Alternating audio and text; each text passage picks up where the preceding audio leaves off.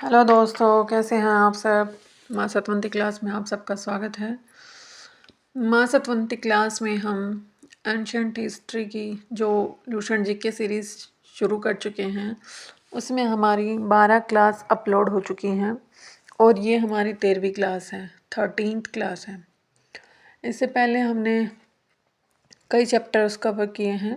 5th chapter हमारा महाजनपदों का उदय था, उसको हमने पढ़ लिया था। उसके बाद हमने 6th और 7th चैप्टर में जैन धर्म और बौद्ध धर्म के बारे में पढ़ा था। जैसा कि हम अपनी पिछली क्लासेस में करते हैं कि हम पीछे वाला थोड़ा रिवाइज करते हैं, उसके बाद हम अपना नया चैप्टर स्टार्ट करते हैं या अपनी नई क्लास शुरू करते हैं। महाजनपदों का जो उदय हुआ था वो वैदिक एज से लेके कबीलों में और कबीलों से जन में और जन से महाजनपद में हुआ था, जिसकी जानकारी गुंतर निकाय से मिलती है जो बौद्ध ग्रंथ है। और इसके बारे में हमने एक मैप भी डिस्कस किया था और हमने उसकी लोकेशन भी अच्छे से पढ़ी थी। फिर उसके बाद हमने जैन धर्म पढ़ा, बौद्ध धर्म पढ़ा। जैन धर्म के प्रमुख तीर्थंकर हमने पढ़े थे और उनके जो मेजर सिंबल होते हैं, मुख्य चिन्ह, उनके बारे में भी हमने पढ़ा था। फिर जो जैन धर्म की शिक्षाएं हैं, उसकी विशेषताएं हैं, महावीर स्वामी के बारे में हमने डिटेल से पढ़ा। और उसके बाद हमने अपने जैन धर्म के बारे में पढ़ने के बाद हमने उसके बाद शुरू किया था त्रिरत्न, महाव्रत, सप्तभंगिन्य, जैन धर्म का विभाजन पढ़ा। फिर जो उसके मेजर फैक्ट्स थे, प्रमुख तथ्य थे, उनके बारे में पढ़ा। फिर हमने बौद्ध धर्म को डिस्कस किया, बौद्ध धर्म कैसे कैसे शुरू हुआ, उसका परिचय के पढ़ा था। फिर जो उसके संस्थापक हैं महात्मा बुद्ध, उनके बारे में, उनके माता पिता और उनके परिवार के बारे में जाना। कैसे कैसे उन्होंने संन्यास का मार्ग अपनाया, उसके बारे में डिस्कस किया था। फिर उनके उपदेश, उनके अनुयायी और बौद्ध धर्म की विशेषताओं के बारे में डिस्कस किया था। फिर हम एक जो लास्ट क्लास में हमारा छूट गया था, बौद्ध धर्म और जैन धर्म का थोड़ा हमने कंपैरिजन किया था, उसके बारे में वो हमने कहा था कि हम लास्ट में डिस्कस करेंगे, वो हमारा छूट गया था। जैसे कि बुद्ध और महावीर का हमने थोड़ा कंपैरिजन यहाँ पर लिखा था लास्ट क्लास में। जो बुद्ध को ज्ञान प्राप्त हुआ था तो वो बोध गया में प्राप्त हुआ था और महावीर स्वामी को जृंभिक ग्राम में प्राप्त हुआ था। और जो बौद्ध धर्म वाले हैं उनके लिए वैशाख पूर्णिमा बहुत ज़्यादा इम्पोर्टेंट है, क्योंकि महात्मा बुद्ध का जन्म, मृत्यु और ज्ञान प्राप्ति वैशाख पूर्णिमा को ही हुआ था। उसके बाद जो बुद्ध धर्म को ज्ञान प्राप्ति हुई थी तो वो पीपल वृक्ष के नीचे हुई थी और महावीर स्वामी को साल वृक्ष के नीचे हुई थी। जो ये हम अभी डिस्कस कर रहे हैं, ये हमारी लास्ट क्लास में लिखा हुआ था, लेकिन हम डिस्कस करना भूल गए थे। जो महात्मा बुद्ध हैं 12वीं क्लास में, इसको आप देख सकते हो, हमने 12वीं क्लास में अपलोड किया था इसको। जो बुद्ध धर्म है उसमें जो निरंजना नदी है फल्गु नदी के किनारे, वो बहुत ज़्यादा इम्पोर्टेंट है।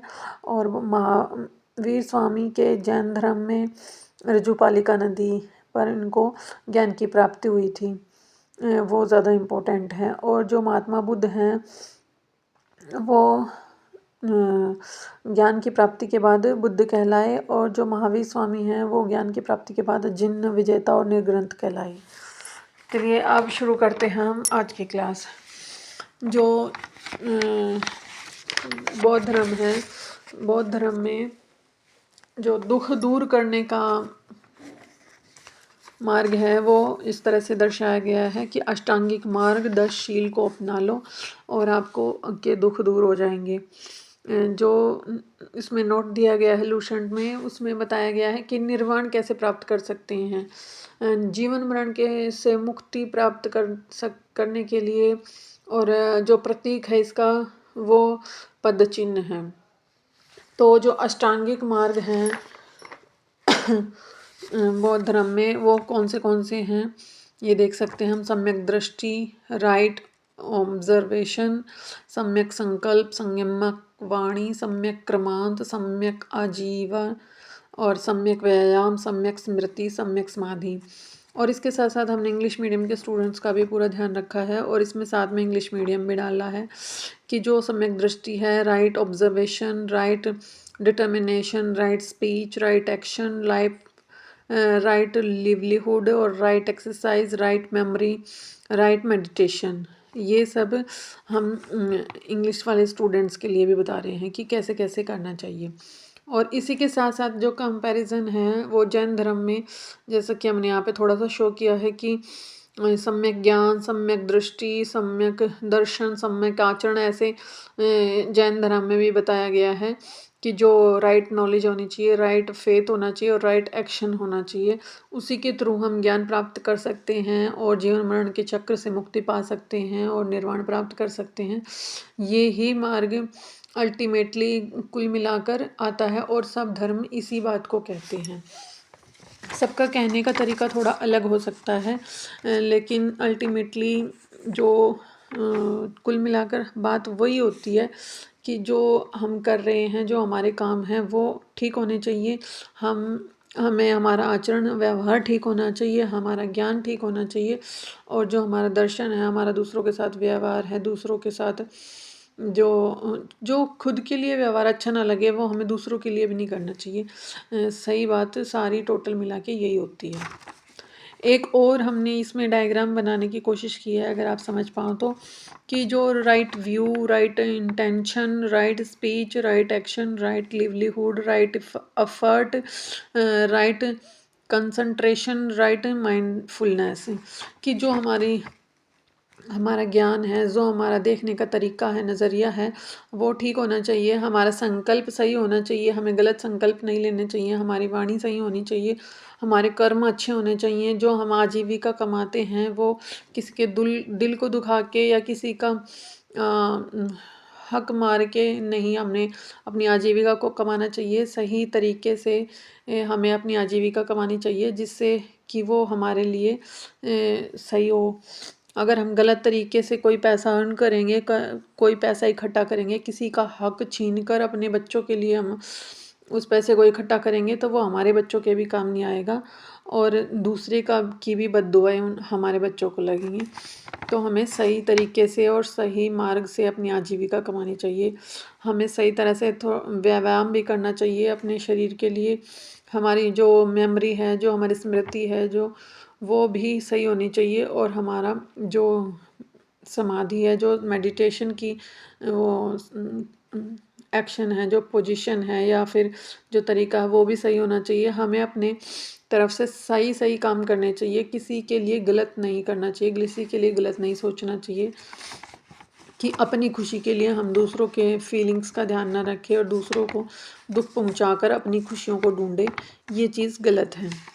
इसके बाद 10 शील हैं। अहिंसा, सत्य, अस्तेय, अपरिग्रह है। जो आप ये समझ ना पाएँ तो इसके लिए हमने साथ साथ हिंदी वर्जन भी लिखा है कि जैसे ये अस्तेय वर्ड है, ये समझ ना पाएँ तो जैसे चोरी ना करना, अपरिग्रह है संपत्ति ना रखना, मद्य सेवन ना करना, कि जो धूम्रपान वगैरह करते हैं वो ना करना, ऐसे में भोजन ना करना, दुखप्रद बिस्तर पर नहीं सोना चाहिए, सुखप्रद बिस्तर पर नहीं सोना चाहिए, धन संचय नहीं करना चाहिए, स्त्रियों से दूर रहना चाहिए, और नृत्य गान आदि से दूर रहना चाहिए। ये बौद्ध धर्म के 10 शील हैं, जिनको फॉलो करने से हमें मतलब दुखों को दूर कर सकते हैं हम। इस 10 शील की जो पिक्चर है, एक हम आगे वीडियो में एंड में, आप एंड में नहीं, थोड़ा सा बीच में ही ऐड करने की कोशिश करेंगे, आप उसको भी देख के समझ लें। अगर हमारी ये इसमें शो ना हो रही हो वीडियो में, तो उस पिक्चर से आप उसको समझ लें। नेक्स्ट है अन्य तथ्य, अदर फैक्ट्स जो होते हैं बौद्ध धर्म के त्रिरत्न इसमें आते हैं। त्रिरत्न ऑफ बुद्धिज्म, बुद्ध धम्म संघ। जो संघ होता है वो आश्रम होता है, और जैसे संन्यास लेकर बौद्ध धर्म को धारण करना चाहता है जो कोई, तो वो नियम का पालन जरूर करेगा। उनके लिए नियम का पालन जरूरी है। नियम क्या क्या होंगे वो भी यहाँ पर मेंशन किए गए हैं कि आयु जो है 15 वर्ष की होनी चाहिए कम से कम, और माता पिता की अनुमति से ही वो संन्यास ग्रहण करेंगे और संघ में शामिल होंगे।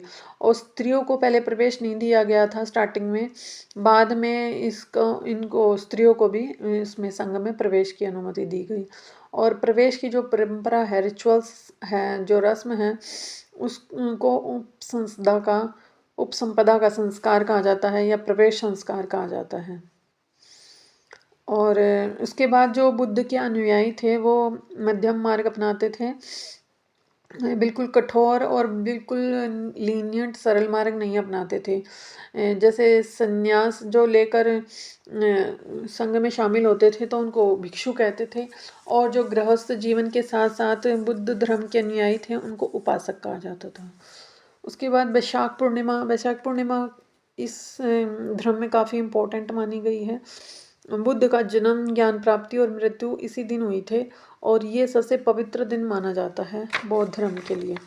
भारत में उपासना की जाने वाली प्रथम मूर्ति, जो गौतम बुद्ध की प्रथम मूर्ति, सबसे पहले जिसकी उपासना की गई थी, वो प्रथम मूर्ति मानी जाती है मथुरा कला की बनाई हुई। तो वो मथुरा कला से बनी हुई थी। और जिसकी जो सर्वाधिक मूर्ति पाई गई हैं वो गांधार कला की पाई गई हैं। और बुद्ध के अन्य नाम जो थे वो साक्य मुनि, मैत्रेय जो आने वाले हैं थे माने गए, ये इनके नाम अन्य नाम माने गए हैं। और तिब्बत, भूटान एवं पड़ोसी देशों में बौद्ध धर्म का प्रचार पद्म संभव गुरु रिनपांच ने किया। इनका संबंध बौद्ध धर्म के वज्रयान शाखा से था। इनकी 123 फीट ऊंची मूर्ति हिमाचल प्रदेश रेवालसर झील में है। रेवालसर झील में पाई गई है इनकी, जो 123 फीट ऊंची मूर्ति है हिमाचल प्रदेश की। इसके बाद जो ये हम एक लिस्ट आपको बता रहे थे, ये इसमें ऐड कर रहे हैं, जिसमें 10 शील हैं। इसको आप एक बार ध्यान से देखिए, फिर हम आगे कंटिन्यू करते हैं। ये देखिए, इसके बाद जो है हमारा बौद्ध धर्म की जो संगतियाँ हैं उनके बारे में हम डिस्कस करते हैं। और इसकी भी हम लास्ट में एक वीडियो के एंड में ये जो इसकी बौद्ध धर्म की संगतियाँ हैं इसकी भी लिस्ट हम एक बार ऐड कर देंगे इसमें लास्ट में, उसमें भी आप अच्छे से देख लेना। जो बौद्ध धर्म की प्रथम संगति हुई थी वो 483 ईसा पूर्व राजगृह में हुई थी, और इसके जो अध्यक्ष थे वो महाकश्यप माने गए हैं, और शासन अजातशत्रु के शासनकाल में हुई थी। जो सेकंड बौद्ध संगति हुई थी 383 ईसा पूर्व हुई थी, और वैशाली नामक स्थान पर हुई थी। जो इसके अध्यक्ष हैं वो सभाकामी माने गए हैं, और कालाशोक के शासनकाल में हुई थी। तीसरी बौद्ध संगति 255 ईसा पूर्व पाटलिपुत्र में हुई थी, और मोगलीपुत्तिस इसके अध्यक्ष थे, और अशोक के शासनकाल में हुई थी। जो चतुर्थ बौद्ध संगति हुई थी वो प्रथम शती में हुई थी, और कुंडलवन कश्मीर में हुई थी। वसुमित्र इसके उपाध्यक्ष थे, अश्वघोष इसके अध्यक्ष थे, और जो कनिष्क थे उसके शासनकाल में हुई थी। और जो चौथी बौद्ध संगति हुई थी उसमें बौद्ध धर्म का विभाजन हो गया था, हीनयान और महायान के रूप में 2 इसके पार्ट हो गए थे, डिवीज़न हो गया था। नेक्स्ट है हमारा शैव धर्म, 8th चैप्टर। जो भगवान शिव हैं उनके उपासकों को शैव धर्मी कहा जाता है। और भगवान शिव से तो आप सब वाकिफ़ हैं ही, और आई होप आप सब उनकी पूजा करते होंगे, और आप और हम सबको शैव धर्मी कहा जाएगा जो भगवान शिव को मानते हैं। और जो इसके प्रमाण हैं वो हड़प्पा संस्कृति से मिलते हैं, और ऋग्वेद में भगवान शिव को रुद्र के रूप में जाना गया है। अथर्ववेद में भगवान शिव को भव, श्रव, पशुपति एवं भूपति कहा गया है। और मत्स्य पुराण से लिंग पूजा का पहला प्रमाण मिलता है, लिंग पूजा का पहला स्पष्ट वर्णन मिलता है, और शिवलिंग की पूजा वहाँ पर शुरू की गई थी, मत्स्य पुराण में दिखाया गया था। बताया गया है। और तैत्तिरीय आरण्यक जो भगवान रुद्र की पत्नी के रूप में पार्वती को दर्शाया गया है, माता पार्वती का प्रमाण मिलता है जहाँ से रुद्र की पत्नी के रूप में। और इनके और भी कई नाम हैं जैसे पद्मा, पार्वती, उमा, गौरी एवं भैरवी। जो शैव धर्म है वो साउथ इंडिया में कैसे फैला, उनको उस साउथ इंडिया में दक्षिण भारत में आगे बढ़ाने का श्रेय 63 नैनार संतों को दिया जाता है। और दक्षिण के जो राजवंश हैं जैसे चालुक्य वंश, राष्ट्रकूट वंश, पल्लव वंश और चोल वंश, वहाँ पर इस धर्म को काफ़ी फैलाया गया 63 नैनार संतों के द्वारा। उन्होंने प्रचार प्रसार किया वहाँ पर इसका। और जो राष्ट्रकूट वंश है उन्होंने एलोरा कैलाश मंदिर का निर्माण करवाया। एलोरा में है ये कैलाश मंदिर। राष्ट्रकूट वंश के शासकों ने बनवाया था इसको। और जो चोल वंश है उसके शासक राजराज प्रथम ने तंजावुर वृद्धेश्वर मंदिर का निर्माण करवाया।